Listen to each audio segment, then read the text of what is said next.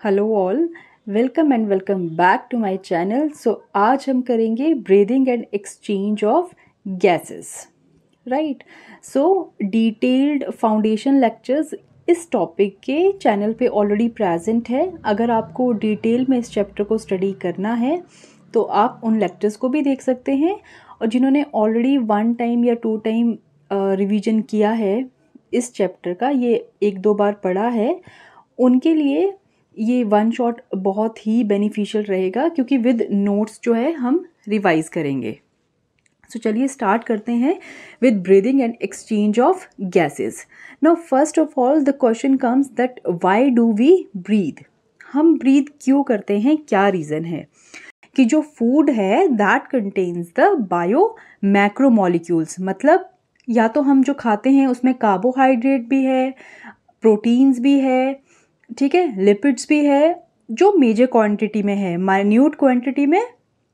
Although vitamins और minerals ये सब चीज़ें भी प्रेजेंट होती हैं, बट जो मेन कंपोनेंट है फूड के, दे आर कार्बोहाइड्रेट, प्रोटीन्स और फैट। उनका ब्रेक डाउन होता है और वो सिंपलर मॉलिक्यूल्स में कन्वर्ट होते हैं। अब जो ये बायो माइक्रो मॉलिक्यूल है, ये ब्लड के थ्रू एब्जॉर्ब होंगे पूरी बॉडी में, क्योंकि जो ग्लूकोज है उसकी ज़रूरत है हमारे बॉडी के हर एक टिश्यू को, हर एक सेल को टू ग्रो, ठीक है ना। सो अब जो ग्लूकोज है वो सर्कुलेशन के थ्रू हर एक टिश्यू में, हर एक सेल में पहुंच जाएगा, राइट। नाउ अब ये जो ग्लूकोज है एज सच इसको कोई भी टिश्यू या सेल यूटिलाइज नहीं कर सकता। अगर हमें इस ग्लूकोज से एनर्जी चाहिए तो हमें इसे ऑक्सीडाइज करना पड़ेगा। ऑक्सीडेशन ऑब्वियस सी चीज़ है कि अगर ऑक्सीडेशन करना है तो किसकी ज़रूरत होगी? ऑक्सीजन की, ठीक है ना। So that's why we require oxygen, that's why we inhale oxygen, so that कि ग्लूकोज ऑक्सीडाइज हो सके और उससे फिर ATP जो है रिलीज हो सके, which are the energy currency of the cell. अब जब ग्लूकोज की ऑक्सीडेशन होती है उसके साथ ही CO2 भी रिलीज करता है सेल, ठीक है ना। सो CO2 अब टिश्यूज में ज़्यादा हो जाएगी, तो CO2 को टिश्यू के बाहर जाना है, उस प्रोसेस को कहते हैं एक्सेलेशन। फाइनली जो वो कंडक्टिंग पार्ट से फिर बाहर निकल जाती है, that is called exhalation. So reason पता चल गया कि why do we breathe, why, because that oxygen is required for breakdown of glucose so that energy can be released in the form of ATP, ठीक है। Now what is breathing? Breathing is inhalation of oxygen and exhalation of CO2, ठीक है ना। Oxygen को हम inhale करेंगे सो that कि glucose की ब्रेक डाउन हो, और उससे फिर CO2 जो बनेगी वो सेल से बाहर आएगी एंड थ्रू सर्कुलेशन सिस्टम वो लंग्स के पास पहुंचेगी, and through the conducting part of lungs जो है वो फिर बाहर मूव कर जाएगी बॉडी से। So that is all about the breathing. Clear हो गया? बेसिक आइडिया मिल गया कि क्या होता है। फूड की डाइजेशन होती है और उससे ग्लूकोज बनता है, ग्लूकोज की ब्रेकडाउन के लिए हमें ऑक्सीजन चाहिए, इसलिए इनहेलेशन करते हैं, और ब्रेकडाउन से जो CO2 बनती है उसको बाहर निकालना है, इसलिए एक्सेलेशन होता है। क्लियर? अब अगर हमें इनहेलेशन करना है, एक्सेलेशन करना है, तो कोई तो हमारी बॉडी में सिस्टम होगा ना। पहले तो ऑर्गन होगा, फिर डिफरेंट ऑर्गन को मिला के कोई सिस्टम बना होगा जो पर्टिकुलरली इस काम को करेगा, ठीक है। तो क्या है हमारी बॉडी में? That is known as respiratory system. और जो मेन उसका एक ऑर्गन होगा जहाँ पे एक्सचेंज ऑफ गैसेस होगा, जो मेन फंक्शन कैरी करेगा, that are the lungs. But ये हम बात कर रहे हैं ह्यूमन बींग्स की, ठीक है, या मैमल्स की। अगर हम प्रिमिटिव ऑर्गेनिजम्स को देखें, जब हम एनिमल किंगडम पढ़ते हैं तो हम उसमें डिफरेंट फाइलम्स पढ़ते हैं, ठीक है। तो अगर हम पॉरीफेरा से लेके स्टार्ट करें तो डिफरेंट ऑर्गेनिजम्स में डिफरेंट हमें जो स्पेशलाइजेशन देखने को मिलेगी रेस्पिरेटरी ऑर्गन की, और कुछ एक प्रिमिटिव ऑर्गेनिज्म ऐसे हैं जिनमें स्पेशल रेस्पिरेटरी ऑर्गन एब्सेंट होगा। तो चलिए देखते हैं डिफरेंट रेस्पिरेटरी ऑर्गन्स को। Now let us start from the Porifera. Porifera जो है फाइलम, इसके अंडर आते हैं स्पॉन्जेस, ठीक है। सिलेंट्रेटा में देख लिया हमने एग्जाम्पल, जैसे हाइड्रा हो गया, ओबीलिया, ठीक है। इसमें सेलुलर लेवल ऑफ ऑर्गेनाइजेशन है, सिलेंट्रेटा में जो है लेवल ऑफ ऑर्गेनाइजेशन इंक्रीज हो जाता है, इसमें टिश्यू लेवल आ जाता है। नेक्स्ट जो प्लैटीहेलमिंथिस हैं, they are also known as flat worms, जिसमें कि लिवर फ्लूक, टेनिया सोलियम ये सब आते हैं। एंड एस हेलमिंथिस में आता है स्कैरिस। ये सारे प्रिमिटिव फाइलाज हैं और इनमें स्पेशल रेस्पिरेटरी ऑर्गन एब्सेंट है। तो अब रेस्पिरेशन तो होनी है, वो कैसे होती है? सिंपल डिफ्यूजन से, ठीक है। जो गैसेस हैं they will move from there higher partial pressure to the lower partial pressure.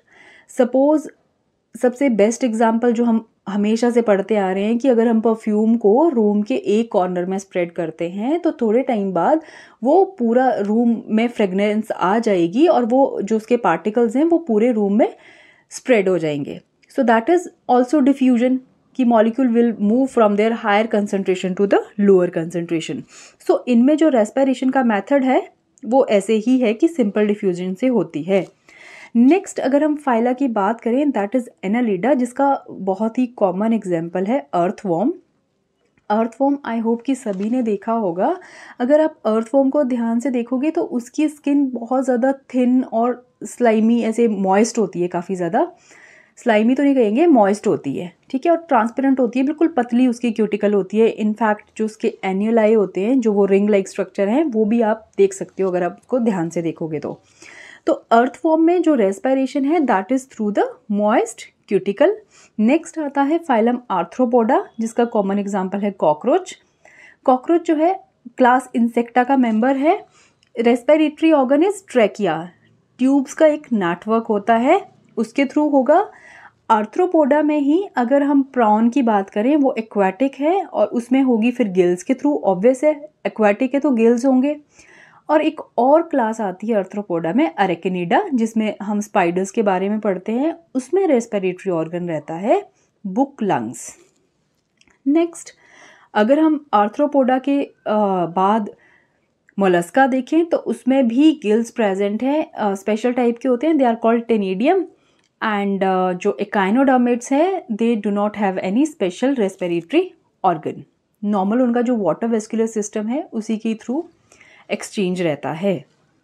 Next fishes हैं तो गिल्स के थ्रू होगी, और जब गिल्स रेस्पिरेशन में इन्वॉल्व हैं that is known as branchial respiration. Next जो टेट्रापोड्स आते हैं, amphibians, reptile, birds and mammals, उसमें रेस्पिरेशन होती है थ्रू लंग्स, और जब लंग्स रेस्पिरेशन में इन्वॉल्व हो गए that we call pulmonary respiration. Amphibians exception आएगी। एम्फी मीन्स बोथ, ये लैंड पे भी रहते हैं एनिमल्स और एक्वाटिक भी हैं, इसलिए इनके पास लंग्स भी हैं और गिल्स भी होंगे जब ये एक्वाटिक फॉर्म में होंगे। तो इसके अलावा जो इनकी बक्कोफेरेंजियल लाइनिंग है उसके थ्रू भी ये रेस्पायर करते हैं। सो एम्फीबियन के पास 3 स्ट्रक्चर्स है रेस्पिरेशन के लिए। I hope this is clear to you. Next हम बात करते हैं ह्यूमन रेस्पिरेटरी सिस्टम की। अब रेस्पिरेटरी एक सिस्टम है, ठीक है ना। तो सिस्टम है तो ये किन किन पार्ट्स का मिलके बना है? Conducting part and exchanging part. Conducting part होगा जो एयर को कंडक्ट कराएगा, ठीक है ना, वो एक रास्ता है जहाँ से होके एयर पास होगी और वो लंग्स के थ्रू कहाँ पहुँच जाएगी? लंग्स के एक्सचेंजिंग पार्ट में, जहाँ पे कि गैसेस का एक्सचेंज होगा, ठीक है। तो रेस्पिरेटरी सिस्टम में हम क्या पढ़ेंगे? एक कंडक्टिंग पार्ट जो एयर को कंडक्ट करेगा and second one is the exchanging part. सबसे पहले जो कंडक्टिंग पार्ट है उसके पार्ट्स देख लेते हैं। It will start with the external नेयर्स, या इनको एक्सटर्नल नॉस्ट्रिल्स भी बोलते हैं। जो नोज की 2 ओपनिंग रहती है ना सामने, दैट इज एक्सटर्नल नॉस्ट्रिल्स। उसके पीछे अगर आप देखो तो क्या है? कैविटीज है ना, दोनों, लेफ्ट साइड भी राइट साइड भी, और बीच में जो है एक पार्टीशन है, उस पार्टीशन को कहते हैं सेप्टम। नेजल है तो नेजल सेप्टम कहेंगे। और नेजल सेप्टम में क्या है? ऑयल ग्लैंड्स प्रेजेंट हैं, और वहां पे सबसे पहले बात करते हैं डाइजेस्टिव पार्ट से। हम सबसे पहले फूड लेते हैं, ठीक है। फूड में क्या क्या आता है? बायो मैक्रोमोलिक्यूल्स, जो हम खाना खाते हैं उसमें क्या होता है? कार्बोहाइड्रेट्स या प्रोटीन्स या फैट, उसका हमारी एलिमेंट्री कैनाल में, डाइजेस्टिव ट्रैक में डाइजेशन होता है with the help of digestive juices. Dust particles और इनको ट्रैप करने के लिए हेयर्स भी प्रेजेंट है, तो इसका मेन काम है कि ये फिल्टर करता है इम्प्योरिटीज को। Next is conditioning of air. अब अगर हम कभी बहुत ज़्यादा ठंडी लोकेशन पे है या बहुत ज़्यादा हॉट एरिया में है तो एयर का टेम्परेचर उसके अकॉर्डिंग होगा, बट हमारी बॉडी का तो इंटरनल टेम्परेचर कांस्टेंट है। तो इसका काम, वैसे तो पूरे कंडक्टिंग पार्ट जो है रेस्पिरेशन का, उसका काम क्या रहता है कि वो टेम्परेचर का भी नॉर्मलाइजेशन करता है, उसको बॉडी के टेम्परेचर के हिसाब से फिक्स करता है। नेक्स्ट जो स्मेल के लिए नर्व्स हैं वो भी कहाँ पे प्रेजेंट है? नेजल चैम्बर में। नेक्स्ट इसके बाद इंटरनल नायरिस आएगा, वो जस्ट एक पैसेज है, और next to internal nares will be the pharynx. Pharynx जो है वो कॉमन पैसेज है एयर प्लस फूड के लिए, and it is a skeletal muscle, means ये वॉलेंट्री मसल है, हमारे कंट्रोल में है। ये फूड के लिए भी है और एयर के लिए भी है। तो अगर फूड कभी फेरिंग्स तक जो है हम उसको वोमिट आउट कर सकते हैं। एक बार फेरिंग से फूड पास आउट हो गया, so that is not in our control, then वो फिर सारी इनवॉलेंट्री मूवमेंट आती है after pharynx. Next to pharynx is the larynx, also known as sound box, made up of cartilage. 9 cartilage का ये मिलके बना होता है, और इसके नीचे आता है ग्लॉटिस। ठीक है ना? जो ग्लॉटिस है that is covered by epiglottis. Glottis आगे की कवरिंग, आगे की ओपनिंग है, और गलेट पीछे होता है फेरिंग्स में। ठीक है ना? तो जो ग्लॉटिस है that is covered by epiglottis, और एपिग्लॉटिस जो है फूड की एंट्री को प्रिवेंट करता है into wind pipe. Next is the trachea. Trachea को विंड पाइप भी कहते हैं। इसमें जो कार्टिलेज है दैट इज हाईलाइन कार्टिलेज, और वो सी शेप्ड होता है लाइक दिस। पूरा सर्कल वो नहीं बनाएगा, that is only C shaped, remember this point. अब बात करते हैं कि that is divided T5 level to the primary bronchi. अब ये T5 लेवल क्या है? देखो, जब हम वर्टिब्रीज पढ़ते हैं तो हम पढ़ते हैं कि सर्वाइकल वर्टिब्री होती हैं, थोरैसिक वर्टिब्री होती हैं, सैक्रल वर्टिब्री होती हैं, और लंबर उससे पहले आती हैं, सॉरी, एंड देन इज कोकेजियल। तो जो थोरैसिक वर्टिब्री हैं दे आर 12 इन नंबर। जो थोरैसिक वर्टिब्री 5th है उसके लेवल पे जो ट्रैकिया है आगे वो डिवाइड कर जाता है इनटू द 2 प्राइमरी ब्रोंकाई, और जो राइट ब्रोंकाई है वो राइट लंग में एंटर करेगी और लेफ्ट वाली लेफ्ट में जाके एंटर कर जाएगी। क्लियर हो गया इतना? Next is the structure of lungs. जो लंग्स हैं that is present in thoracic cavity. कहाँ पे प्रेजेंट है? थोरैसिक कैविटी में। हमने अपने लेक्चर्स में पढ़ा है डिटेल में कि जो डायाफ्राम है that divide the body into 2 cavity, right? Upper one is known as thoracic cavity and the lower one is known as abdominal cavity. जो डायाफ्राम है वो बॉडी को 2 कैविटी में डिवाइड कर देता है, ऊपर वाली थोरैसिक है, नीचे वाली एब्डोमिनल कैविटी है। लंग्स कहाँ प्रेजेंट होते हैं? थोरैसिक कैविटी में। अगर हम लंग्स की कवरिंग की बात करें तो दैट इज प्लूरा। ये 2 होती हैं, बाहर वाली है parietal pleura, inner one is visceral pleura. दोनों लेयर्स के बीच में जो फ्लूइड प्रेजेंट है that is known as pleural fluid. इसका फंक्शन क्या है फ्लूइड का? एक तो शॉक एब्जॉर्बर है, कहीं चोट लग जाए, जोर से आप गिर जाओ तो फिर शॉक नहीं लगने देगा, ऑर्गन्स में झटका नहीं लगेगा, एंड रिड्यूस फ्रिक्शन। अब देखो, जब इंस्पायरेशन होगी ना तो वॉल्यूम क्या होगा? लंग्स का बढ़ जाएगा। तो जो विसरल लेयर है वो बाहर वाली लेयर पे प्रेशर क्रिएट करेगी ना जब वॉल्यूम बढ़ने लगेगा, तो उनमें क्या होगा? आपस में रगड़ लगेगी। तो वो सब ना हो, फ्रिक्शन ना हो, उसको कौन प्रिवेंट करता है? फ्लूइड। क्योंकि बीच में फ्लूइड होगा तो अगर वॉल्यूम इंक्रीज भी करेगा तो फ्रिक्शन नहीं होगा।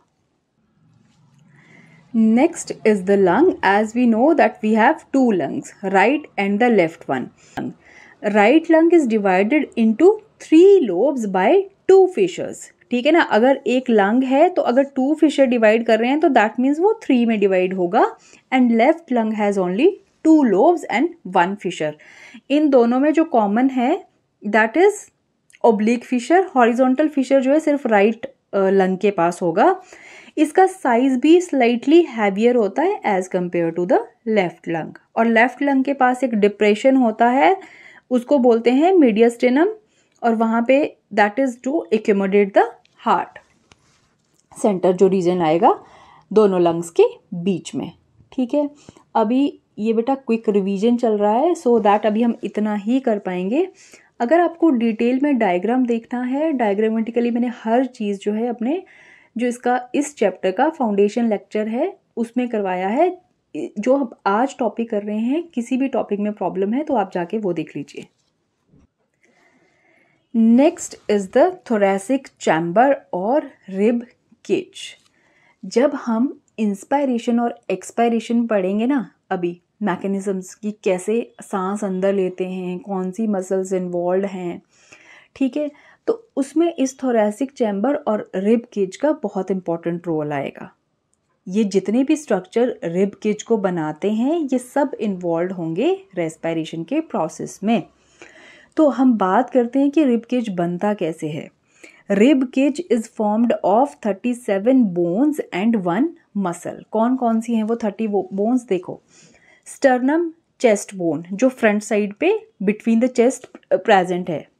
सो स्टर्नम कौन सी जगह पे प्रेजेंट है? वेंट्रली। जिस साइड पे हमारे इंटरनल जो मेजर विसराज आते हैं वो वाली साइड है वेंट्रल साइड। सो स्टर्नम कहाँ पे प्रेजेंट है? वेंट्रली, और ये सिंगल बोन है। सेकंड इज वर्टिब्रल कॉलम जो हमारी पीठ वाली साइड प्रेजेंट है, बैक बोन जो जिसको हम कहते हैं। सो बैक बोन कहते हैं तो मीन्स ये बैक पे प्रेजेंट है। तो वर्टिब्रल कॉलम कौन सी साइड पे प्रेजेंट है? डोर्सल साइड पे। ठीक है ना, वर्टिब्रल कॉलम में 26 बोन्स आती हैं, बट जो रिब केज को बनाने में हेल्प करेंगी वो है thoracic vertebrae and they are 12 in number. Next are the ribs. Lateral side पे हैं रिब्स। साइड्स पे अगर आप टच करोगे अपने हाथों से तो रिब्स आपको फील होंगी। दे आर 24, 12 राइट साइड पे, 12 लेफ्ट साइड पे। तो इन तीनों को अगर मिला दें हम, that will form the 37 bones and diaphragm on the lower side. और ये डायाफ्राम जो है it is a muscle, it is also known as phrenic muscle. ये करेक्टरिस्टिक फीचर आता है डायाफ्राम, ठीक है ना। बाकी जो लोअर ऑर्गेनिजम्स है ये उनमें प्रेजेंट नहीं होता। Clear? So that is all about the rib cage. It is formed of sternum, vertebral column, ribs और डायाफ्राम। डायरेक्शन इनकी याद कर लेना कि स्टर्नम है वेंट्रली, वर्टिब्री कॉलम तो याद रह जाएगा कि वर्टिब्री कॉलम को हम बैकबोन कहते हैं, तो वो फिर बैक पे है। बैक पे मतलब डोर्सल साइड पे। रिब साइड्स में है, इनको तो आप टच करके भी कर सकते हो फील। तो साइड पे हैं तो साइड कौन सी होती है? लेटरल। और डायाफ्राम नीचे, मसल सबसे नीचे है। क्लियर हो गया?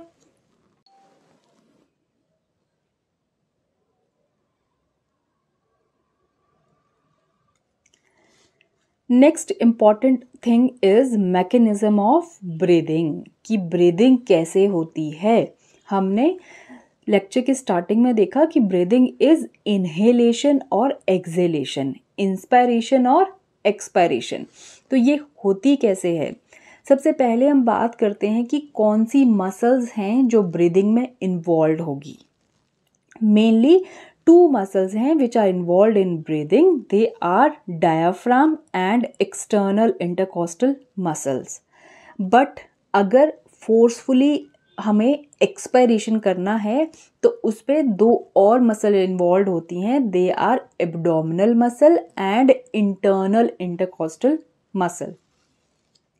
अगर हम बात करें कि ये जो डायाफ्राम और एक्सटर्नल इंटरकॉस्टल मसल हैं, ये जब कॉन्ट्रैक्ट करेंगी तो फिर इंस्पायरेशन होगा। कैसे होगा? देखो, ध्यान से देखो। इंस्पायरेटरी मसल कौन सी बताई? Diaphragm and external intercostal muscle.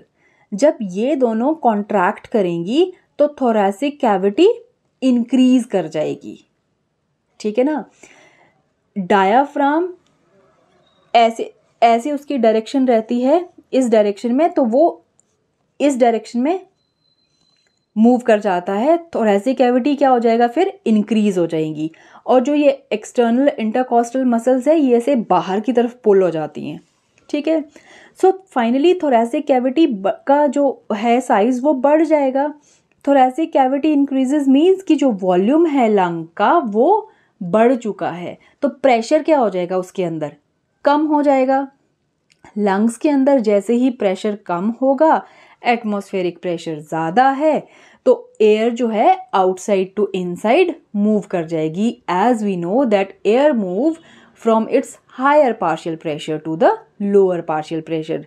Thoracic chamber का जो साइज है वो बढ़ गया और वॉल्यूम क्या हो जाएगा, ज़्यादा, प्रेशर क्या हो जाएगा, कम, ठीक है ना। क्योंकि जो प्रेशर और वॉल्यूम है they are inversely proportional.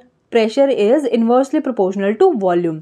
Volume बढ़ गया थोरेसिक कैविटी का, प्रेशर क्या हो जाएगा, कम। जैसे ही प्रेशर अंदर कम है बाहर ज़्यादा है तो inhalation will occur and that is an active process. बस आपको एग्जामिनेशन में या कहीं भी कॉम्पिटिटिव एग्जाम में ये पॉइंट्स याद रखनी है कि इंस्पायरेशन में दोनों मसल जो है ब्रीदिंग में वो कॉन्ट्रैक्ट करेंगी, साइज बढ़ेगा, साइज वॉल्यूम बढ़ेगा तो प्रेशर घटेगा, इनहेलेशन होगी। एक्सपायरेशन में इसका ऑपोजिट हो जाएगा। जो diaphragm and external intercostal muscle हैं दे विल रिलैक्स करेंगी, तो ये दोनों अपनी पोजीशन पे आ जाएंगी, तो थोरेसिक कैविटी कम हो जाएगी, साइज कम हो जाएगा, प्रेशर बढ़ जाएगा, ठीक है। अंदर अगर प्रेशर बढ़ गया as compare to the outside तो air will move from inside to outside and the exhalation occurs and it is a passive process. Exhalation में हमें एनर्जी नहीं लगेगी ना, inhalation में लगेगी, so that is an active process and it is an passive process. Clear? Now next are the steps in respiration. Respiration में कौन कौन से steps हैं? First is breathing. Breathing में हमने जैसे कि पढ़ा that is inhalation of oxygen and exhalation of CO2. ठीक है, वो ब्रीदिंग हो गया। Next is the external respiration. अब देखो इन टर्म्स में ना कंफ्यूजन रहता है that what is external respiration, what is internal respiration and what is cellular respiration. Now first comes to the external respiration. हमने ब्रीदिंग किया, ऑक्सीजन अंदर आ गई, ठीक है। अब ऑक्सीजन कंडक्टिंग पार्ट से होते हुए कहाँ चली जाएगी, एल्वियोलाई के पास।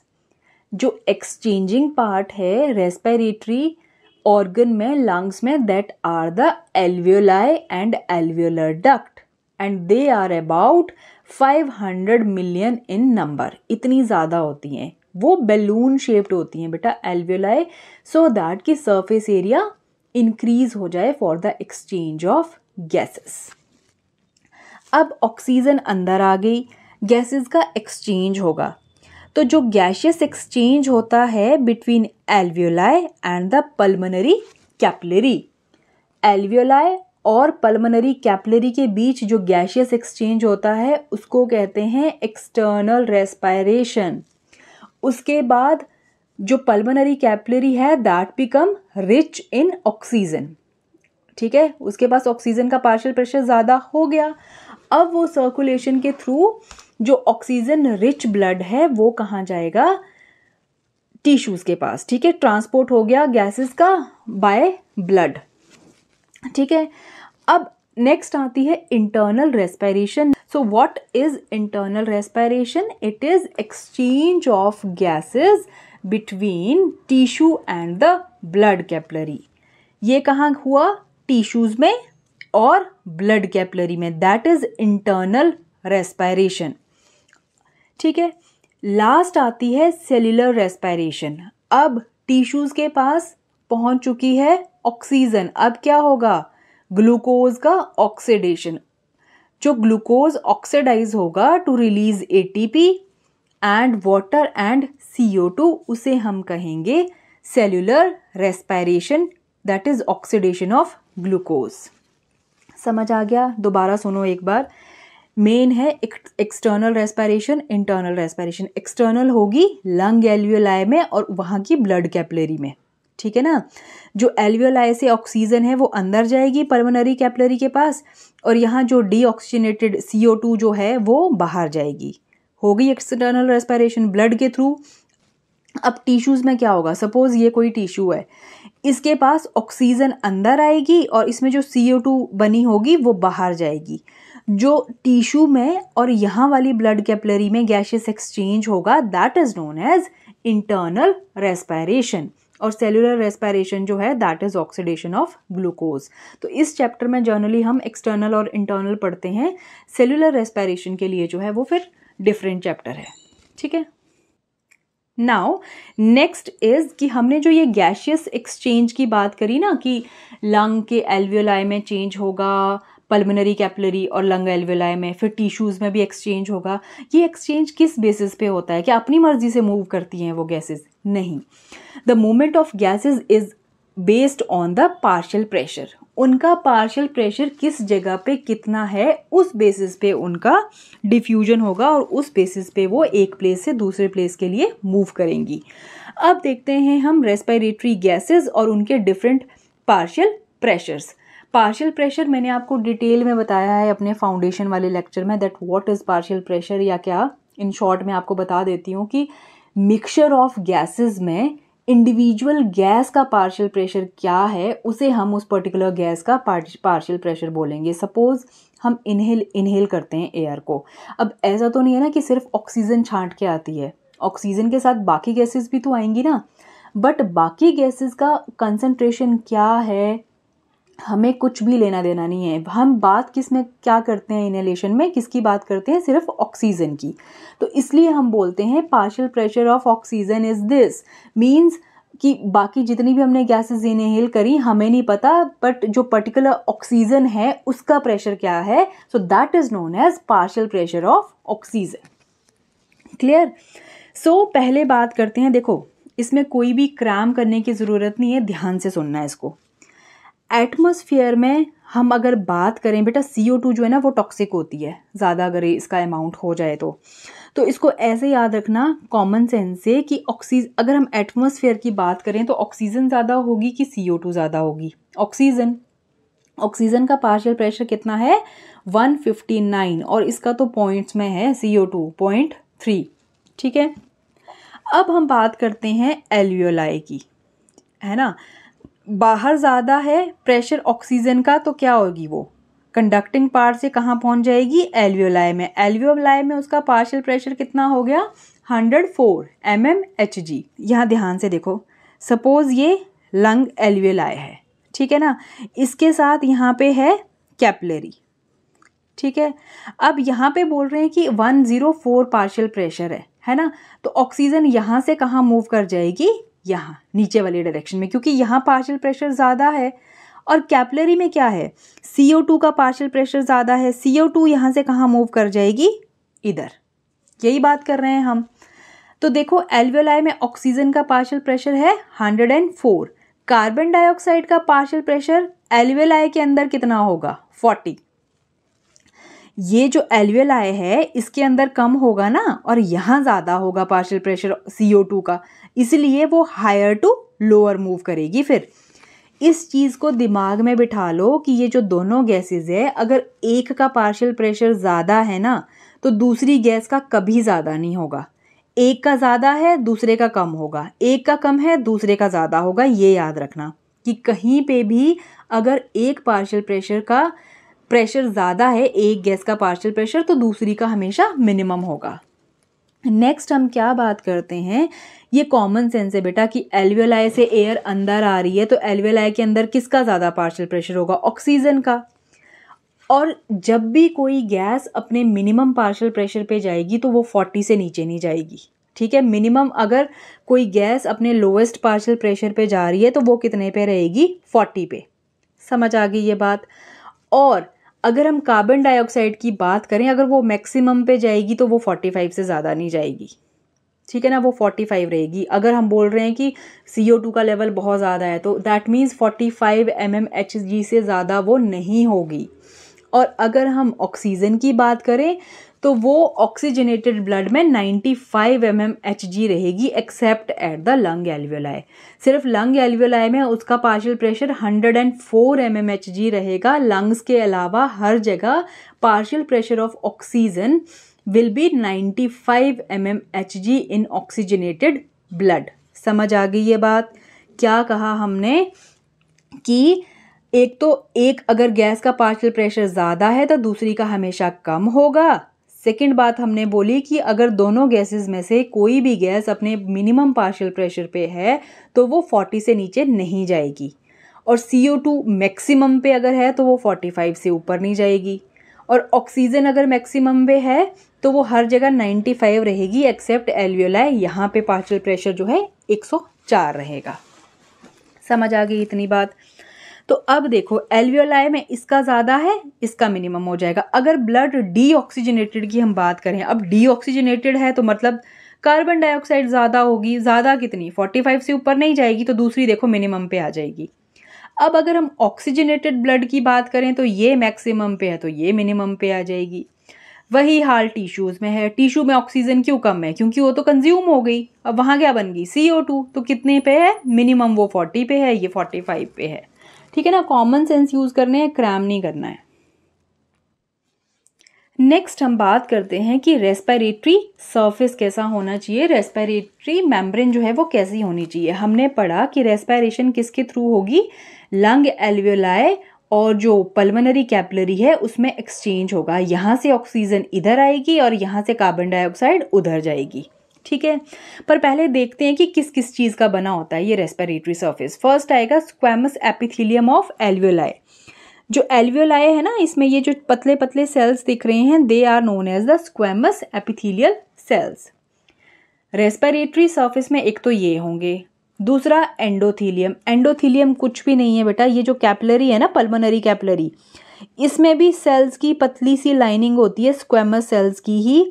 इसके स्क्वैमस सेल्स को ही एंडोथीलियम कहते हैं। So these are the squamous epithelium of pulmonary capillary. ठीक है, कितनी मेम्ब्रेन्स हो गई? दो, एक ये और दूसरी ये। तीसरा ये जो येलो कलर का बनाया है ना, दोनों के बीच का जो स्पेस है, that is known as basement membrane, और ये नॉन सेलुलर है। ये तो सेल्स की बनी हुई है ना, स्क्वैमस वाली भी और एंडोथीलियम भी, बट ये नॉन सेलुलर हैं। तो ये 3 मेम्ब्रेन्स हैं जो रेस्पिरेटरी सरफेस फॉर्म करती हैं, और रेस्पिरेटरी सरफेस की प्रॉपर्टी होती है कि it must be moist and thin. जितना पतला ये होगा उतना जल्दी डिफ्यूजन ऑफ गैसेस होगा। तो ये 3 लेयर्स हैं, एक, दूसरी बेसमेंट मेम्ब्रेन एंड तीसरी ये। आई होप कि आपको क्लियर हो चुका होगा कि रेस्पिरेटरी जो सरफेस है वो किसका बना होता है। ठीक है, next move to the transport of gases. जो रेस्पिरेटरी गैसेस हैं, ऑक्सीजन और कार्बन डाइऑक्साइड, उनकी हम ट्रांसपोर्ट की बात कर रहे हैं। ऑक्सीजन जो है वो 2 वेज में ट्रांसपोर्ट होती है, 2 तरह से होती है। One is dissolved in plasma जो कि 3% है, और दूसरी किस फॉर्म में ये ट्रांसपोर्ट होती है? हीमोग्लोबिन से बाइंड करके, और वो है 97%।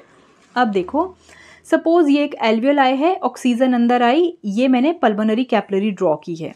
पल्मोनरी कैपिलरी के अंदर बहुत सारे आरबीसीज होंगे, ठीक है ना, और एक आरबीसीज के पास अबाउट 280 मिलियन जो है हीमोग्लोबिन होते हैं, है ना। जितनी भी ऑक्सीजन आई उसका 3% जो है वो प्लाज्मा के थ्रू ट्रांसपोर्ट होगा। ये जो येलो कलर में ड्रॉ किया है ना, दिस इज प्लाज्मा। और 97% ऑक्सीजन कहाँ चली जाएगी? हीमोग्लोबिन के पास। हीमोग्लोबिन से ये बाइंड करके ऑक्सी हीमोग्लोबिन बना लेगी, और फिर ये ट्रांसपोर्ट होगी टू द टिश्यूज। ठीक है ना। अब देखो बेटा, यहाँ पे क्या हो रहा है? एसोसिएशन। हीमोग्लोबिन ऑक्सीजन के साथ एसोसिएट कर रहा है। एक हीमोग्लोबिन 4 ऑक्सीजन मॉलिक्यूल को बाइंड कर सकता है। ठीक है ना। एक और पॉइंट यहाँ पे ऐड कर लेना, देखो ऑक्सीजन का पार्शियल प्रेशर हम यहाँ बोलते हैं कि ज़्यादा है, 104, ठीक है, और कार्बन डाइऑक्साइड का पार्शियल प्रेशर है कम। तो जब ऑक्सीजन का पार्शियल प्रेशर ज़्यादा होता है ना, तो हीमोग्लोबिन भी उसी के साथ बाइंड करता है। CO2 भी यहाँ पे होगी, पर CO2 के लिए एफिनिटी जो है हीमोग्लोबिन की कम हो जाती है in presence of oxygen. That is known as Haldane effect. Haldane ने डिस्कवर किया था ये चीज़, और इसीलिए इसे हेल्डेन इफेक्ट कहते हैं। उन्होंने क्या कहा था? Partial pressure of oxygen is high affinity of haemoglobin to CO2 become low. ठीक है, इसलिए यहाँ पे क्या होगा, association of haemoglobin with oxygen. अब ये टिश्यूज में ट्रांसपोर्ट करेगी, ये मैंने वही बात है लेक्चर्स में डिटेल में करवाया है कि ये सबसे पहले ब्लड कहाँ जाता है, हार्ट के पास। ऑक्सीजनेटेड ब्लड है चाहे डीऑक्सीजनेटेड ब्लड है, वो विदाउट हार्ट की परमिशन के इधर उधर कहीं नहीं जाएगा। सबसे पहले ये हार्ट में जाएगा, फिर फर्दर मूव करेगा टिश्यूज के लिए। कैसे कैसे करेगा वो आप अपने फाउंडेशन वाले लेक्चर्स में देख सकते हैं। नेक्स्ट हम बात करते हैं ट्रांसपोर्ट ऑफ कार्बन डाइऑक्साइड की। कार्बन डाइऑक्साइड का ट्रांसपोर्ट 3 वेज में होगा। One is dissolved in plasma which is 7%, second is as bicarbonate, maximum transport इसी फॉर्म में होगा, that is 70%, and third is as carbamino haemoglobin which is 23%। अब देखो tissues में क्या हो रहा है, ग्लूकोज का ऑक्सीडेशन हो रहा है, ATP बन गए, CO2 रिलीज हो गई। ठीक है, जब यहाँ पे ये ऑक्सी हीमोग्लोबिन जो है आएगा ना, तो टिश्यूज में क्या है, CO2 की कंसंट्रेशन ज़्यादा है। जब CO2 की कंसंट्रेशन ज़्यादा होती है तो एफिनिटी हीमोग्लोबिन की ऑक्सीजन के लिए कम हो जाती है ना। हीमोग्लोबिन को जैसे ही CO2 दिखती है ना ज़्यादा, वो हीमोग्लोबिन क्या करता है, ऑक्सीजन को छोड़ देता है। छोड़ देगा तो फिर ऑक्सीजन कहाँ चली जाएगी, रिलीज होके टिश्यू में। अब ये हीमोग्लोबिन हो गया खाली। अब ये हीमोग्लोबिन क्या करेगा, अब ये CO2 से बाइंड कर जाएगा, क्योंकि यहाँ पे CO2 का दबदबा है। ठीक है ना, ये अपना कभी भी जो है दल बदल लेता है हीमोग्लोबिन। जब लंग्स में ऑक्सीजन ज़्यादा थी तो किससे बाइंड कर गया वो, हीमोग्लोबिन किससे बाइंड कर गया लंग्स में, ऑक्सीजन से। यहाँ पे CO2 ज़्यादा है तो किससे बाइंड कर जाएगा, CO2 से। तो एक और इफेक्ट आता है, जैसे हमने लंग्स में पढ़ा हेल्डेन इफेक्ट, टिश्यू में आता है बोहर इफेक्ट। ठीक है ना, क्या होता है कि when in tissues partial pressure of CO2 become more, the affinity of hemoglobin to oxygen decreases, और उनका फिर यहाँ पे डिसोसिएशन हो जाता है, ये अलग हो जाती है हीमोग्लोबिन ऑक्सीजन से, और फिर ऑक्सीजन दे देगा ये टिश्यूज को, और टिश्यू से CO2 ले लेगा। अब CO2 एज वी डिस्कस की 3 वेज में ट्रांसफर करेगी। कैसे कैसे, 7% प्लाज्मा में डिजोल्व होके। अब दूसरा कैसे ट्रांसपोर्ट करेगी, ये हीमोग्लोबिन से कंबाइन करके, और ये जो फॉर्म करती है that is carb amino haemoglobin. Carbon dioxide haemoglobin में अल्फा चेन्स होती हैं 2 और 2 बीटा चेन्स होती हैं। ठीक है ना, वो प्रोटीन की चेन है, उनके जो अमाइनो एसिड्स हैं ना उनके साथ बाइंड होती है ये CO2, इसीलिए इसे कहते हैं कार्ब अमीनो हीमोग्लोबिन। किस तरह से ये बाइंड करती है आप डिटेल लेक्चर में जाके देख लेना। थर्ड वे जो आएगा दैट इज CO2 जो है वाटर के साथ कंबाइन करेगी in presence of enzyme carbonic anhydrase, और वो फॉर्म करेगी carbonic acid. Carbonic acid further dissociate होगा into H positive plus HCO3 negative ions में, वो आ जाएंगे RBC से बाहर टू द प्लाज्मा। उनको न्यूट्रलाइज करने के लिए equal amount of chlorine ion जो है वो अंदर मूव करेंगे RBC में, and this shift is known as chloride shift.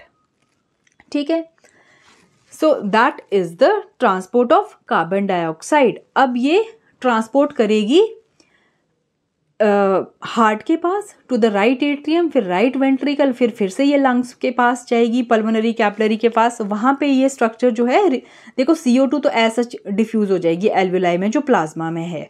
ठीक है, अब लंग्स में वही बात आ जाएगी, पार्शियल प्रेशर किसका बढ़ जाएगा लंग्स में, ऑक्सीजन का। अब हीमोग्लोबिन CO2 को छोड़ देगा, अब वो ऑक्सीजन के साथ हो जाएगा। ठीक है, जैसे ही ऑक्सीजन का पार्शियल प्रेशर बढ़ा ये इसको रिलीज करा देगा, तो CO2 निकल गई यहाँ, हीमोग्लोबिन अपना फ्री हो गया ऑक्सीजन से कंबाइन करने के लिए, और ये भी चली जाएगी लंग्स में। और इस फॉर्म के साथ क्या होगा कि लंग्स में जाके ये रिवर्स हो जाएगा साइकिल। अब HCO3 नेगेटिव जो हैं वो अंदर मूव करना शुरू कर देंगे, क्लोरीन बाहर, और ये रिएक्शन जो है वो रिवर्स डायरेक्शन में हो जाएगी। रिवर्स डायरेक्शन में फिर आपका जो है CO2 बन जाएगा और ये भी लंग एल्वेलाई में रिलीज होगा। So that is the transport of carbon dioxide. Next is the difference between Bohr effect and Haldane effect. As we discuss कि बोहर इफेक्ट कहाँ पे होगा, टिश्यूज में। अब बेटा इनको क्रैम नहीं करना है। देखो ध्यान से सोचो, अगर टिश्यूज़ में ये इफेक्ट हो रहा है तो टिश्यू में क्या हो रहा है, ग्लूकोज का ऑक्सीडेशन, मतलब CO2 बन रही है। अब जब CO2 बनेगी तो हीमोग्लोबिन क्या करेगा कि जो ऑक्सीजन है उसको छोड़ देगा, ठीक है। CO2 का दबदबा हो गया तो वो उसके साथ हो लेगा, तो मतलब जो हीमोग्लोबिन ने ऑक्सीजन से कंबाइन किया हुआ था वो अब ऑक्सीजन को छोड़ देगा, मतलब क्या हो जाएगा इनका डिसोसिएशन। और हेल्डेन इफेक्ट होगा लंग्स में, वहाँ पे उल्टा हो जाएगा। लंग्स में हमको पता है कि बाहर से एयर आ रही है, वो ऑक्सीजन रिच है, ऑक्सीजन आएगी तो हीमोग्लोबिन फिर CO2 को छोड़ देगा, तो वहाँ पे क्या होगा, अब हीमोग्लोबिन का ऑक्सीजन के साथ एसोसिएशन। समझ आ गई बात। नेक्स्ट कुछ एक इम्पॉर्टेंट मेजरमेंट्स हैं जो आपको पता होनी चाहिए। 100 ml ऑफ ब्लड की अगर हम बात करें तो उसमें 12 से 16 ग्राम जो है हीमोग्लोबिन होता है। जो हम कहते हैं ना कि हाँ 16 ग्राम खून है, 12 ग्राम ब्लड है, सो ये यही होता है। मेल्स में थोड़ा ज़्यादा होता है 15 to 16 ग्राम, और फीमेल में 12 to 13 ग्राम होता है। तो 100 ml स्टैंडर्ड लेते हैं कि 100 ml ऑफ ब्लड में कितना हीमोग्लोबिन होता है, 12 to 16 ग्राम।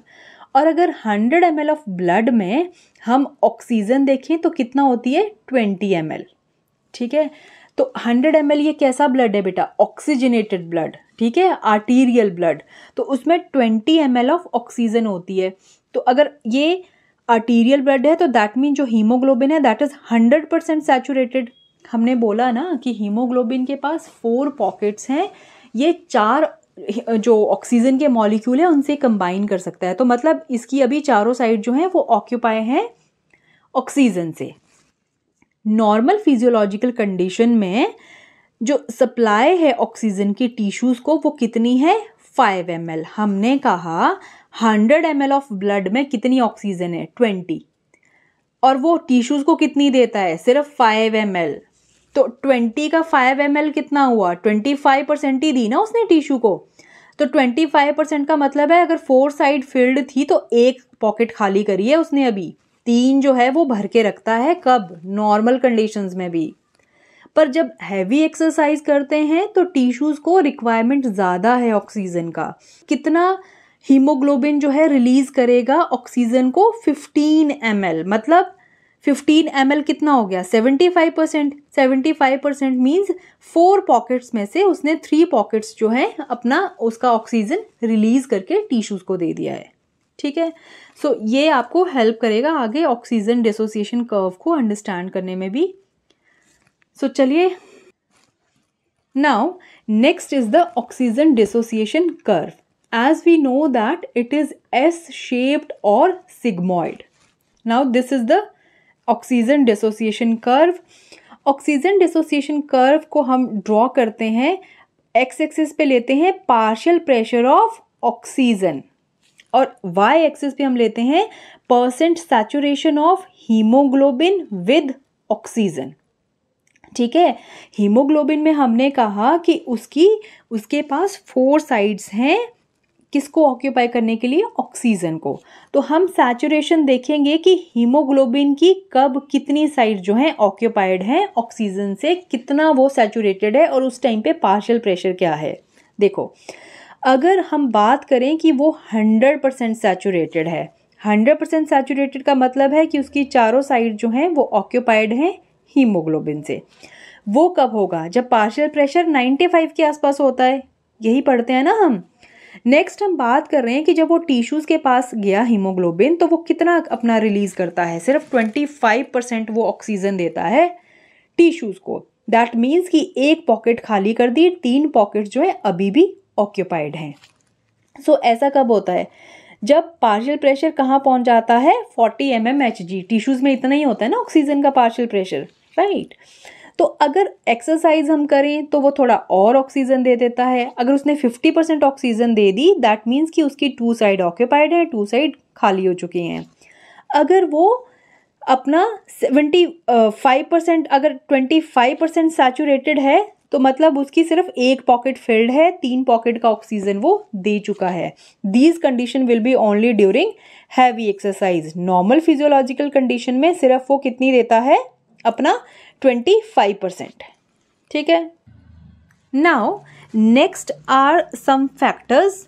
कुछ एक फैक्टर्स आएंगे बेटा जो इस ऑक्सीजन डिसोसिएशन कर्व को राइट साइड में शिफ्ट करेंगे, ठीक है ना। ये देखो, ये नॉर्मल ये कर्व है, कुछ फैक्टर्स आएंगे जो उसको राइट साइड में शिफ्ट करेंगे और कुछ एक फैक्टर्स आएंगे जो कि लेफ्ट साइड में शिफ्ट करेंगे। फैक्टर्स जो राइट साइड में शिफ्ट करेंगे वो कौन कौन से होंगे, ध्यान से सुनो। अब देखो, अगर आपकी कर्व राइट साइड में शिफ्ट हो रही है, दैट मीन्स कि हीमोग्लोबिन की एफिनिटी ऑक्सीजन के लिए कम हो रही है। कब कम हो रही थी हीमोग्लोबिन की एफिनिटी ऑक्सीजन के लिए? जब उसको कार्बन डाइऑक्साइड नजर आ रही थी, है ना। उसके पास दो दो लड़कियां हैं ना, ऑक्सीजन भी है, CO2 भी है, तो जब उसको जो ज्यादा दिखे वो उसके साथ हो लेता है। तो क्या हो रहा है कि कर्व राइट साइड शिफ्ट होने से हीमोग्लोबिन की एफिनिटी कम हो रही है। तो वो कब होती है? जब CO2 बढ़ती है, और आपको पता है CO2 कहाँ बढ़ती है? टिश्यूज में। तो क्या होगा कि जब CO2 बढ़ेगी तो H पॉजिटिव साथ में बढ़ेगा। ये दोनों भाई बहन है, एक बढ़ेगा वो साथ में अपने आप बढ़ जाएगा, और pH एसिडिक होगा। अब इसको आप ऐसे याद रख लो कि जब भी H पॉजिटिव आयंस बढ़ेंगे तो pH कम होगा, ठीक है। और आपको मैंने बताया ही है कि अगर एक गैस का पार्शियल प्रेशर बढ़ रहा है तो दूसरी का हमेशा कम होगा, ठीक है। तो आपने ऐसे याद रखना है कि कर्व अगर राइट साइड में शिफ्ट हो रही है तो वो सारे फैक्टर्स आएंगे जो हीमोग्लोबिन की एफिनिटी को कम करेंगे ऑक्सीजन के लिए, ठीक है। कम क्या क्या करेंगे? CO2 का पार्शियल प्रेशर बढ़ेगा, H पॉजिटिव साथ में बढ़ जाएगा, pH जो है वो एसिडिक होने लग जाएगा, ऑक्सीजन कम होगी क्योंकि ये बढ़ गई तो ये कम हो जाएगी, टेम्परेचर बढ़ेगा तब भी कर्व जो है वो राइट साइड पे शिफ्ट होगी। इसका क्या रिलेशन है? दैट मीन्स के टिश्यूज में चल रहा है ये सब। टिश्यूज में क्या होता है? ग्लूकोज का ऑक्सीडेशन, उससे निकलते हैं ATPs, दैट मीन्स की एनर्जी रिलीज होती है in the form of heat. जब हीट निकलेगी तो क्या होगा? टेम्परेचर बढ़ेगा, और वो भी फिर कर्व को राइट साइड में शिफ्ट करेगा, क्योंकि टेम्परेचर बढ़ेगा तो वो भी एफिनिटी को कम करेगा। एंड 2,3-BPG ये भी एक कंपोनेंट प्रेजेंट रहता है ब्लड में, दैट इज 2,3-बिसफॉस्फोग्लिसरेट। ये भी कर्व को राइट साइड में शिफ्ट करता है। ये क्या करता है कि हीमोग्लोबिन की, एज वी नो, कि 2 अल्फा चेन्स होती हैं, 2 बीटा चेन्स होती हैं। तो जो ग्लोबिन कंपोनेंट है ना, ठीक है, हीमोग्लोबिन का, ये उसकी चेन को ऐसे क्रॉस कर देता है, आपस में क्रॉस कर देगा। तो जो पॉकेट होती है हीमोग्लोबिन की जहाँ पे ऑक्सीजन ऑक्यूपाई होता है, वो पॉकेट का शेप चेंज हो जाता है और वो ऑक्सीजन को बाइंड करके नहीं रख सकता और उसकी एफिनिटी ऑक्सीजन के लिए कम हो जाती है। तो जहाँ पे भी ये सारे फैक्टर्स होंगे वहाँ पे क्या होगा? ऑक्सी हीमोग्लोबिन का डिसोसिएशन, वो टूट जाएगा, और ये सब कुछ होगा टिश्यूज में। सेकंड, हम बात करते हैं उन फैक्टर्स की जो ऑक्सीजन डिसोसिएशन कर्व को लेफ्ट साइड पे चेंज करते हैं। लेफ्ट साइड पे कौन से? अगर कोई कर्व, अगर oxygen dissociation curve left side पे शिफ्ट हो रही है, दैट मीन्स कि सैचुरेशन जो है हीमोग्लोबिन की ऑक्सीजन के साथ बढ़ रही है, मतलब एफिनिटी हीमोग्लोबिन की ऑक्सीजन के लिए बढ़ रही है। तो एफिनिटी कहाँ बढ़ती है हीमोग्लोबिन के ऑक्सीजन के लिए? जब ऑक्सीजन का पार्शियल प्रेशर ज़्यादा होता है, और वो होता है लंग्स में। तो सबसे पहला पॉइंट आया कि लेफ्ट पे कब कर्व शिफ्ट होगी? जब पार्शियल प्रेशर बढ़ेगा, ठीक है ना। ये बढ़ेगा तो ये ऑटोमेटिकली घटेगा, क्योंकि दोनों गैसेस साथ में जो है बढ़ती घटती नहीं है, एक इंक्रीज होगी दूसरी डिक्रीज होगी। ये घट गया तो उसका भाई अपने आप कम हो जाएगा, और pH क्या हो जाएगा? H पॉजिटिव कम हो गए तो pH बेसिसिटी की तरफ बढ़ने लग जाएगा। टेम्परेचर भी यहाँ पे कम होगा। ये सारे फैक्टर्स कहाँ पे होंगे? लंग्स में, और लंग्स में हीमोग्लोबिन की एफिनिटी ऑक्सीजन के लिए ज़्यादा हो जाएगी और उनका हो जाएगा एसोसिएशन। तो ये हैं फैक्टर्स जो राइट साइड पे शिफ्ट करेंगे कर्व को, और ये लेफ्ट पे करेंगे। क्यों करेंगे? आपने अच्छे से इनको माइंड में रखना है, क्रैम नहीं करना है, ठीक है ना। लेफ्ट पे क्यों करेंगे और राइट पे क्यों करेंगे, वो सारा पार्शियल प्रेशर का खेल है, ठीक है। नेक्स्ट हम बात करते हैं रेगुलेशन ऑफ रेस्पिरेशन। अब जो रेस्पिरेशन है उसको कोई रेगुलेटरी सेंटर भी तो कंट्रोल करेगा ना, कब इंस्पिरेशन होनी है, कब इंस्पिरेशन स्टॉप होनी है, ठीक है, ये सारी चीज़ें कौन कंट्रोल करेगा? तो दो रीजन्स हैं जो रेस्पिरेशन को कंट्रोल करेंगे। One is neural control. Neural control है तो neural word is related to brain, means brain का कोई पार्ट है जो रेगुलेट करेगा रेस्पिरेशन को। And second one is the chemical control. Chemical control में हम पढ़ेंगे कि कुछ एक कीमो रिसेप्टर्स हैं जो सेंसिटिव होते हैं कुछ केमिकल्स के लिए, और उसकी वजह से फिर रेस्पिरेशन का जो रेट है वो रेगुलेट होगा। तो चलिए स्टार्ट करते हैं with neural control of respiration. Neural control of respiration में हम देखो क्या देखेंगे। Neural control as we said कि ब्रेन का इन्वॉल्वमेंट होगा। सबसे पहले तो हम ये बात करते हैं कि कौन सा पार्ट है ब्रेन का जो रेगुलेट करेगा रेस्पिरेशन को। ब्रेन के 3 पार्ट्स होते हैं, fore brain, mid brain and hind brain. Hind brain सबसे पोस्टीरियर पार्ट है और लोअर मोस्ट पार्ट है। हाइंड ब्रेन के फर्दर 3 पार्ट्स हैं, मेडुला, पॉन्स और एक रहता है सेरिबेलम। पॉन्स और मेडुला के बीच में इस डायरेक्शन में प्रेजेंट होता है यहाँ पे, right. So it is the medulla which has centre to control the respiration. ये मेडुला कंट्रोल करेगा रेस्पिरेशन को। अब ध्यान से सुनो, जितनी भी इनवॉलेंट्री मूवमेंट्स होती है ना, चाहे वो रेस्पिरेशन को रेगुलेट करना है, सर्कुलेशन को रेगुलेट करना है, या स्नीजिंग है, कफिंग है, ठीक है, वॉमिटिंग है, इन सारे जो प्रोसेसेस है उनके लिए कंट्रोलिंग सिस्टम जो ये इनवॉलेंट्री मूवमेंट्स हैं उनको कौन कंट्रोल करता है? दैट इज़ मेडुला ऑब्लोंगेटा, ठीक है। अब हम देखते हैं कि मेडुला ऑब्लोंगेटा में ऐसा कौन सा सेंटर प्रेजेंट है जो रेगुलेट करता है रेस्पिरेशन को। Now this portion is medulla. Medulla has respiratory rhyme centre. Medulla के पास क्या है? RRC, respiratory rhyme centre. जो पॉन्स है उसके पास भी 2 सेंटर्स और प्रेजेंट होंगे जो कि रेस्पिरेशन को कंट्रोल करेंगे। They are pneumotaxic centre and apneustic centre. अभी हम इनका रोल देखेंगे। पहले हम अगेन आते हैं मेडुला में। मेडुला के पास है respiratory rhyme centre. Respiratory rhyme centre का क्या फंक्शन है कि जो रेस्पिरेटरी मसल्स हमने पढ़ी थी ना, diaphragm and external intercostal muscle, RRC उनको कॉन्ट्रैक्शन का सिग्नल देगा इंस्पिरेटरी मसल्स को, and that is for 2 seconds. अगर इनके पास कॉन्ट्रैक्शन का सिग्नल गया है दैट मीन्स कि इंस्पिरेशन होगी। इंस्पिरेशन हो गई, बट ये अपने आप रुक नहीं सकता, ये सिर्फ कॉन्ट्रैक्शन का सिग्नल दे सकता है। अब बंद भी तो करना है ना, वरना तो इंस्पिरेशन ही होगी। नाउ अब क्या होगा कि जो न्यूमोटैक्टिक सेंटर प्रेजेंट है पॉन्स में, वो इसको इनिबिटरी सिग्नल देगा। इनिबिटरी सिग्नल मतलब रुकने का सिग्नल देगा। अगर ये कॉन्ट्रैक्शन को रोकेगा न्यूमोटैक्टिक सेंटर तो क्या होगा? मतलब वो उस टाइम पे मसल फिर कॉन्ट्रैक्ट नहीं करेंगी, तो कॉन्ट्रैक्ट नहीं करेंगी तो मसल्स क्या करेंगी? फिर रिलैक्स करेंगी। दैट मीन्स कि एक्सपायरेशन हो रही है। अब इसको दोबारा कौन स्टिमुलेट करेगा? कौन कहेगा कि फिर से कॉन्ट्रैक्शन कर? That is the another centre present in pons, that is apneustic centre. Apneustic centre again इसको पॉजिटिव सिग्नल देगा फॉर कॉन्ट्रैक्शन, ठीक है। एक बार फिर से ध्यान से सुनो। मेडुला के पास है RRC जो सिग्नल देगा रेस्पिरेटरी मसल्स को कॉन्ट्रैक्शन का फॉर 2 सेकेंड्स। इसको अब कौन इनहिबिट करेगा? न्यूमोटैक्टिक सेंटर जो कि प्रेजेंट है पॉन्स में।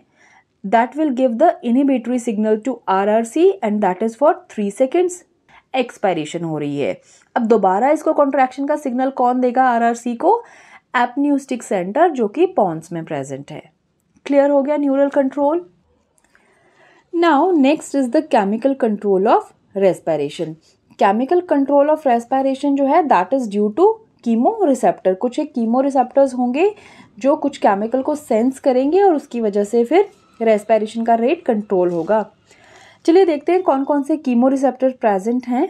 एक होते हैं सेंट्रल कीमो रिसेप्टर जो कि कहाँ पे प्रेजेंट होंगे? सेंट्रल नर्वस सिस्टम में। अगेन कहाँ पे प्रेजेंट है? मेडुला में near RRC। RRC is respiratory rhyme centre जो कि हमने न्यूरल कंट्रोल में पढ़ा। उसके पास में ही सेंट्रल कीमो रिसेप्टर्स भी प्रेजेंट होंगे, ठीक है।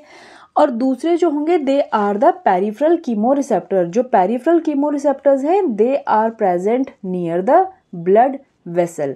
दोनों के पास जो है वो ऑक्सीजनेटेड ब्लड होता है, कैरोटिड आर्टरी के पास भी और आर्च ऑफ ऑर्टा के पास। कैरोटिड आर्टरी ऑक्सीजनेटेड ब्लड लेके जाती है ब्रेन के लिए और जो आर्च है ऑर्टा की वो फिर पूरी बॉडी में ऑक्सीजनेटेड ब्लड को डिस्ट्रीब्यूट करती है। इनके पास में ही प्रेजेंट होती हैं कैरोटिड बॉडीज और ऑटिक बॉडीज भी।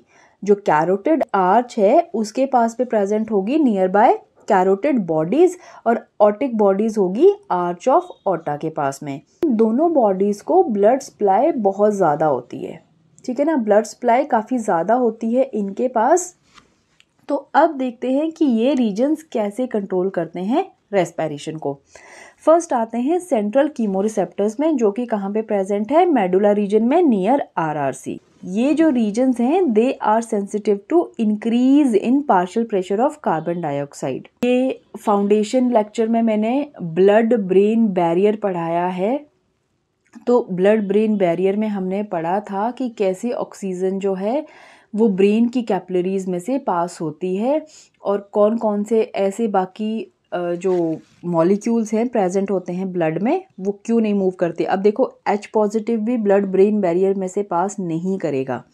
ये H पॉजिटिव यहाँ कैसे आता है वो वहाँ पे उस लेक्चर में आपको मिल जाएगा।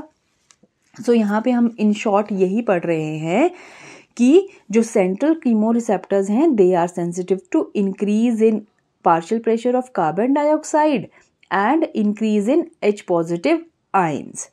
अब जब ये दोनों बढ़ेंगे तो कीमोरिसेप्टर्स क्या करेंगे, रेस्पिरेटरी राइम सेंटर जो कि मेडुला में प्रेजेंट है उसको सिग्नल दे देंगे। उसको सिग्नल देंगे तो वो क्या करेगा, फर्दर इंस्पिरेटरी मसल्स जो हमने अभी पीछे पढ़ा उनको ज़्यादा कॉन्ट्रैक्शन का सिग्नल देगा और रेट ऑफ रेस्पिरेशन जो है बढ़ जाएगा, सो दैट कि पार्शियल प्रेशर कार्बन डाइऑक्साइड का कम हो सके, ठीक है। अब जो पेरिफेरल कीमोरिसेप्टर्स हैं ये देखो ये क्या करेंगे, carotid bodies and aortic bodies, as I said कि इनको ब्लड सप्लाई बहुत ज़्यादा होती है, ऑक्सीजनेटेड ब्लड है इनके पास में, ठीक है ना।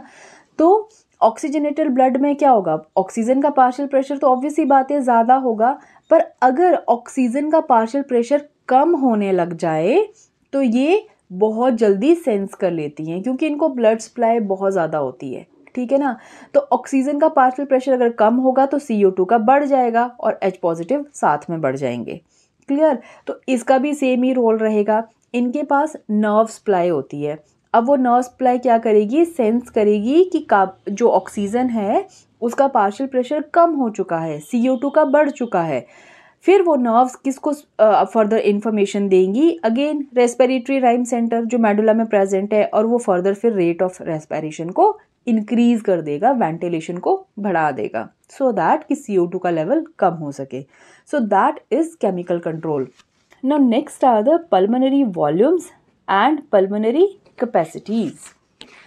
Pulmonary volume, pulmonary word is related to lung, that means कि हम इसमें बात करेंगे लंग वॉल्यूम की एंड लंग की कैपेसिटीज़ की। अब ये लंग वॉल्यूम क्या होता है, इट इज़ नथिंग बेटा, जो वॉल्यूम ऑफ एयर आपने इनहेल किया या एक्सेल किया दैट इज़ पल्मोनरी वॉल्यूम। अब वो आप अगर नॉर्मली जो है इनहेल एक्सेल करोगे वो फिर टाइडल वॉल्यूम हो जाएगा।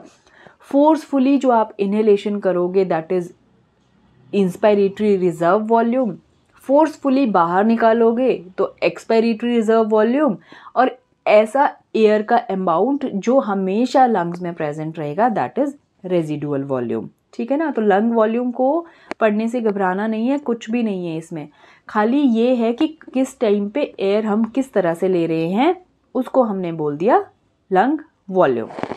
चलिए स्टार्ट करते हैं फर्स्ट से, that is tidal volume. Tidal volume क्या होगा, जितनी भी एयर आपने इंस्पायर और एक्सपायर करी नॉर्मल ब्रीथ में, सांस अंदर ली सांस छोड़ी, that is a tidal volume. तो वो कितना है 500 ml होता है।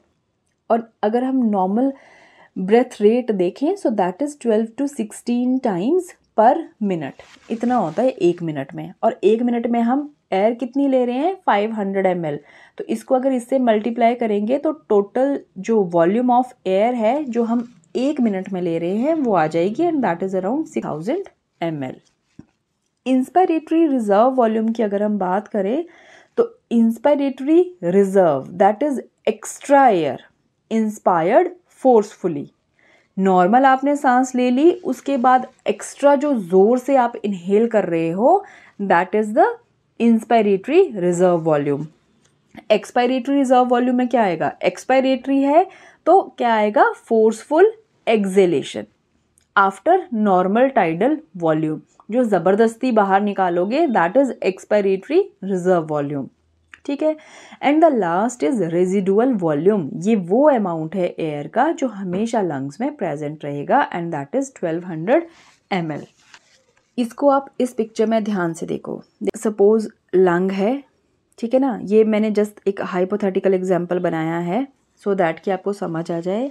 ये जो मैंने पिंक कलर से ड्रॉ किया है, हमने क्या बोला कि रेजिडुअल वॉल्यूम वो एयर है जो लंग में हमेशा प्रेजेंट रहेगी, लंग इसे कभी निकाल नहीं सकते, ठीक है ना।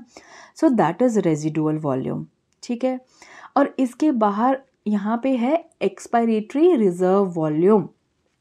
तो बेसिक हम पढ़ते हैं tidal volume means normal amount of air that is taken in and taken out, ठीक है ना, दैट इज टाइडल वॉल्यूम। अब अगर हम टाइडल वॉल्यूम में फोर्सफुली और इनहेलेशन करेंगे तो लंग का वॉल्यूम और बड़ा हो जाएगा, so that is inspiratory reserve volume. अगर हम टाइडल वॉल्यूम से एयर फोर्सफुली बाहर निकालेंगे तो क्या होगा कि जो एक्सपायरेटरी रिजर्व वॉल्यूम है वो भी बाहर आ जाएगा, ठीक है ना। तो ये यहाँ से याद रखना है कि वॉल्यूम्स कैसे चेंज करेंगे। नाउ सपोज ये ग्रे वाला जो है दैट इज टाइडल वॉल्यूम, कि हमने नॉर्मल एयर इनहेल करी और एक्सहेल करी। अब अगर हम फोर्सफुली इनहेल करेंगे तो वॉल्यूम और बड़ा हो जाएगा, फोर्सफुली एक्सहेल करेंगे एक्सपायरेटरी रिजर्व को तो छोटा हो जाएगा। क्लियर हो गया, एक बेसिक आइडिया मिल गया इस पिक्चर से। Now next is this short trick to remember the all pulmonary volumes, that is tier, TIER, tier. अब देखो T is for tidal volume, I is for inspiratory reserve volume, E is for expiratory reserve volume and R is residual volume tier। अब देखो इनके volumes आप कैसे याद रखोगे, इनको ऐसे याद रखना, टाइडल वॉल्यूम 500 ml है। टाइडल वर्ड को याद रखना टाइट से, टाइडल मीन्स वो टाइट है, टाइट है तो वॉल्यूम भी सबसे कम होगा। सबसे कम वॉल्यूम किसका है, टाइडल वॉल्यूम का, क्योंकि वो टाइट है। नेक्स्ट हम बात करते हैं इंस्पायरेटरी रिजर्व वॉल्यूम की। तो देखो ह्यूमंस सेल्फिश होते हैं, ठीक है ना, फोकट में अगर एयर भी मिलेगी हवा भी मिलेगी तो उसको भी ज़बरदस्ती अंदर खींच लेंगे।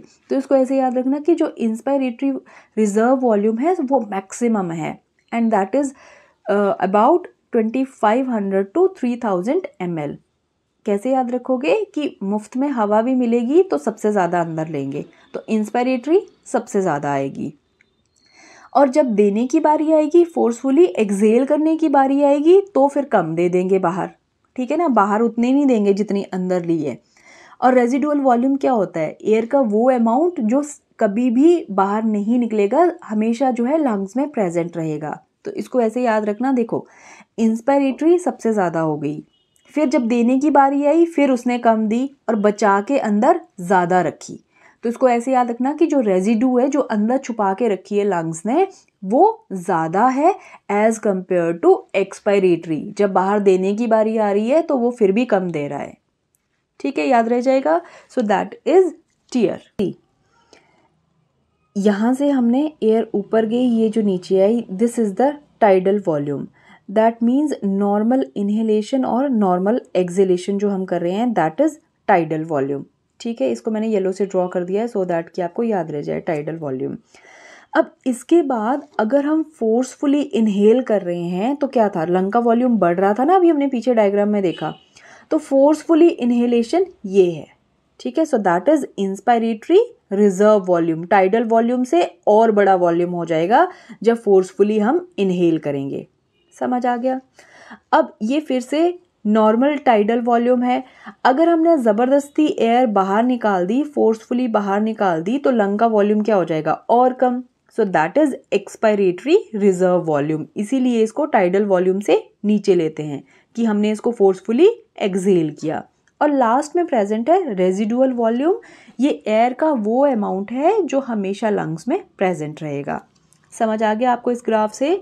This is the tidal volume. Forcefully inhale करोगे तो लंग का वॉल्यूम और बड़ा हो जाएगा और फोर्सफुली एक्सहेल करोगे तो वॉल्यूम कम हो जाएगा and this is the residual volume. Next हम बात करते हैं रेस्पिरेटरी कैपेसिटीज की, ठीक है ना। तो रेस्पिरेटरी कैपेसिटीज क्या होंगी? दे आर कॉम्बिनेशन ऑफ 2 और मोर लंग वॉल्यूम। हमने 4 लंग वॉल्यूम पढ़े, ठीक है ना। उनको जब आप आपस में ज्वाइन कर दोगे डिफरेंटली तो 2 या 2 से ज़्यादा लंग वॉल्यूम को कंबाइन करके जो बनेगी that are the capacities. So first हम बात करते हैं कि इंस्पायरेटरी कैपेसिटी क्या होगी। नॉर्मल टाइडल वॉल्यूम प्लस हमने फोर्सफुली जो इनहेल करा दैट इज इंस्पायरेटरी कैपेसिटी। बन गई ना कैपेसिटी 2 वॉल्यूम को ऐड करके, और इसका वॉल्यूम है इतना 3500 ml। अब एक्सपायरेटरी कैपेसिटी क्या होगी? टाइडल वॉल्यूम प्लस फोर्सफुली है जो हमने एक्सपायरेशन करी and this is 1500। Next is functional residual capacity. Residual है तो residual volume plus expiratory residual volume that is 2200 ml, ठीक है ना। जो एक्सपायरेटरी रिजर्व वॉल्यूम है ना बेटा, ये भी नॉर्मली वैसे लंग्स में प्रेजेंट रहता ही है, क्योंकि हमने देखा ना ये टाइडल वॉल्यूम से नीचे था डायग्राम में। देखो अगर आप फोर्सफुली एक्सहेलेशन करते हो ना, छोड़ो ज़बरदस्ती सांस छोड़ो, अगर आप फोर्सफुली एक्सहेलेशन करते हो तो नेक्स्ट ब्रीथ में ही आपको वो जो आपने फोर्सफुली एयर बाहर निकाली वो अंदर लेनी ही पड़ेगी। तो रेजिडुअल वॉल्यूम और जो एक्सपायरेटरी रिजर्व वॉल्यूम है ये हमेशा लंग्स में प्रेजेंट रहेंगी। सिर्फ क्या होता है कि हैवी एक्सरसाइज के टाइम आप जो है वो फोर्सफुली एक्सपायरेशन कर देते हो, ठीक है ना। Next is vital capacity. Vital capacity क्या आएगी? Tidal volume, inspiratory reserve, expiratory reserve, इसमें रेजिडुअल वॉल्यूम नहीं आएगा। एंड टोटल लंग कैपेसिटी में सब कुछ टोटल है तो उसको टोटल से याद रख देना, ठीक है ना। और वाइटल में सिर्फ रेजिडुअल नहीं आएगी। स्पायरोमीटर है जो हम लंग वॉल्यूम मेजर करने के लिए यूज़ करते हैं। जहाँ पे भी रेजिडुअल वॉल्यूम आएगा ना, क्योंकि वो तो एयर का वो अमाउंट है जो हमेशा लंग्स में प्रेजेंट होगा, तो जिसमें भी रेजिडुअल वॉल्यूम आएगा वो हम स्पायरोमीटर से मेजर नहीं कर सकते। That is the functional residual capacity and total lung capacity. बाकी सब जो हम कैपेसिटीज़ हैं वो मेजर कर सकते हैं स्पायरोमीटर से। नाउ इस डायग्राम में हम एक बार कैपेसिटीज़ भी देख लेते हैं। Now see this is tidal volume, inspiratory reserve volume, इनको मिला के बन जाएगी इंस्पायरेटरी कैपेसिटी। और अगर हम टाइडल वॉल्यूम और एक्सपायरेटरी को मिला दें तो बन जाएगी एक्सपायरेटरी कैपेसिटी, ठीक है। और अगर हम एक्सपायरेटरी रिजर्व वॉल्यूम और रेजिडुअल वॉल्यूम को मिला दें तो बन जाएगी functional residual capacity. Residual volume को छोड़ के बाकी तीनों को मिला दें तो बन जाएगी वाइटल कैपेसिटी। और अगर चारों लंग वॉल्यूम को हम मिला दें तो बन जाएगी total lung capacity. So that is all about the pulmonary volume and pulmonary capacity. Next common जो है disorders हैं, respiratory disorders हैं। First is asthma, then is emphysema and third are the occupational respiratory disorder. Asthma में important point है कि ये upper respiratory tract जो है उसका disorder है। इसमें bronchi and bronchioles इन्वॉल्व होंगे, उनमें इन्फ्लेमेशन हो जाएगी और उसकी वजह से वो स्वेल हो जाएंगे, इसलिए ब्रीदिंग में डिफ़िकल्टी आएगी, विजिंग साउंड आएगी, ऐसे गड़गड़ की आवाज़ आती है ना चेस्ट से। So that is asthma. Emphysema है ये लोअर रेस्पिरेटरी ट्रैक में होगा, मीन्स ये एल्वियोलाई के डिजीज़ है। अस्थमा ए से याद रखना, अस्थमा ऊपर, ठीक है, और एम्फाइजेमा नीचे, ठीक है ना। अस्थमा में ए आता है ना, ए है तो ए पहले आता है ना, तो ये अपर रेस्पिरेटरी ट्रैक की होगी, ठीक है ना। और जो एम्फाइजेमा है ई बाद में आता है तो ये लोअर रेस्पिरेटरी ट्रैक। लोअर में आपको पता है कि क्या आएगा फिर, एल्वियोलाई। इसमें क्या होता है ना कि ये जो बहुत ज़्यादा लोग स्मोकिंग करते हैं तो ये सिगरेट स्मोक की वजह से होती है, ठीक है ना। अब इसको ऐसे याद रखना कि स्मोक की वजह से क्या होता है, धुआं हो जाता है ना, धुएं में हमें दीवारें जो है नज़र नहीं आती, ठीक है। तो इसमें क्या होता है कि जो एल्वियोलाई हैं उसकी वॉल्स डैमेज हो जाती हैं। ऐसे याद रख लेना कि धुएं में दीवारें नहीं दिखती, है ना, वो डैमेज हो जाती हैं और फिर क्या होगा, जो एक्सचेंज ऑफ गैसेस है वो नहीं हो पाएगा एम्फाइजेमा में। और थर्ड आते हैं ऑक्यूपेशनल रेस्पिरेटरी डिसऑर्डर्स। ये किसकी वजह से होते हैं बेटा, कि जो लोग फैक्ट्रीज़ में या इंडस्ट्रियल एरिया में काम करते हैं, उनका डेली एक्सपोजर होता है to the harmful substances. So these occupational respiratory disorders are due to exposure to harmful substances at their workplace. For example black lung disease होती है जो कोल फैक्ट्रीज़ में काम करते हैं, कोल माइंस में काम करते हैं। सिलिकोसिस हो जाता है सिलिका की वजह से। एस्बेटोसिस होता है, एस्बेटॉस जो घरों की छतों में शीट्स यूज़ करते हैं, और जो टाइल्स होती हैं उसमें भी एस्बेटॉस होता है। ये सारे जो केमिकल्स हैं, जब इनको एक्सपोजर होगा तो ये भी रेस्पिरेटरी डिसऑर्डर्स कॉज करते हैं। I hope all the points are clear to you. So thank you. That's all.